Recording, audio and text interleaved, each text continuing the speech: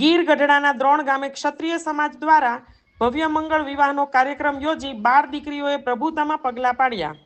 ગીર ગઢડાના દ્રોણ ગામે આજે તારીખ 17/11/2024ના રોજ સમસ્ત દ્રોણ ગામના ક્ષત્રિય સમાજ દ્વારા મંગળ વિવાહનું આયોજન કરેલ હતું.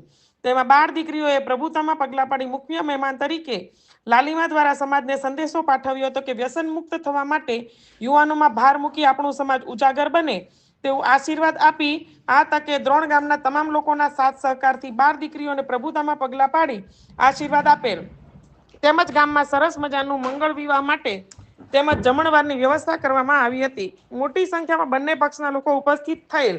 રિપોર્ટર બ્લોચ દોસ્ત મોહમ્મદ હડમદિયા. Mobile number 81 40 49 86 13.